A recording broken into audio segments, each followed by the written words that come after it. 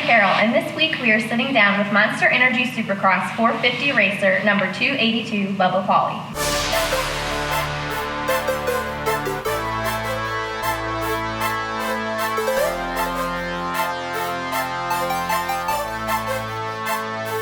What brings you back to Edwardsville, Illinois?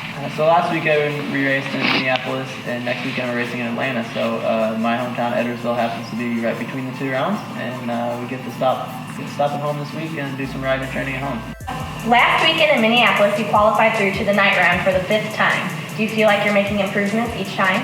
Definitely. My trainer and I look for small victories every round. Sometimes they're really obvious, sometimes they're harder to find, but I believe if you're finding victories in little places and bettering yourself every week, then you're moving forward and improving no matter what.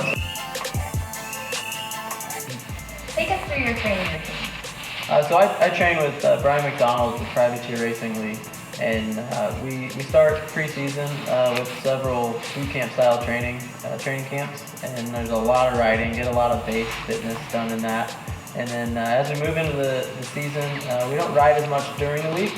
Still like to get ideally around 3 days on the bike per week, and then racing on the weekends. And then outside of that, I do a lot of cycling, some core balance exercises, even some yoga and stuff to keep the body recovered and light, flexible. So let's talk injuries and crashes. You had an unfortunate event in San Diego. Take us through that. So in the semi race at San Diego, there was a down rider on the landing of the big triple jump, and unfortunately he crashed right as I was taking off the jump. So as I was going through the air, I saw the bike down and really had nowhere to go. And unfortunately I ran right into his bike and went over the bars pretty hard. So after 4 years as a pro rider, what keeps you motivated? Just chasing my dream and setting new goals. Every time I achieve a goal, I have another one ready to go, and I love what I do. So at the end of the day, I would do it for just the passion of the sport. So that's the biggest thing that keeps me going. What are some of the hardships and sacrifices that you face being a privateer rider? Well, as a privateer, we have to work on our own bikes and drive ourselves to the races and come up with funds to go racing. So that is tough, but like I said, I love doing it, and with all that, it's really not much for me to go racing at the end of the day. So you're back on the Kawasaki this year. Talk about your team and your sponsors. Yeah, so this year I switched back to Kawasaki. It's what I started riding on, so I was really happy when an opportunity came to switch back to the green bikes after 2 years of being on a Honda.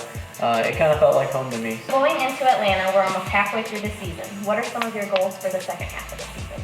Well, the goals are pretty simple. The goals are to be in the main events as consistently as possible. I haven't made one yet, but I believe once we get in one, they'll start to come more easily. But every day we wake up and we go to work, and we're working towards being a main event guy. So. Is there anybody special that you would like to thank?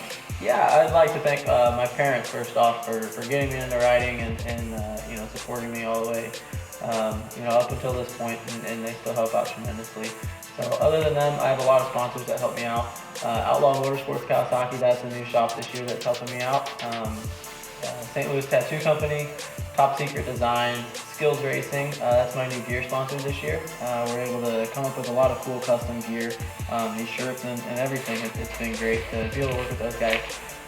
Motorcycle Closeout, Black Sock Mafia, Bolt Motorcycle Hardware, Privateer Racing League, JH2, Route 15 Cycles, Works Connection, Novik Gloves, JM Racing, Refluse, Arai, Tamer, Rhino Power, Yoshimura, Dirt Trick Sprockets, Rural Lube, Pirelli, Micah Metals, and everybody else that helps me out. I appreciate it. And also Glory Hog for helping put this interview out there and promoting the sport at a local and national level. I appreciate guys like that. So thank you, Glory Hog, for getting this done.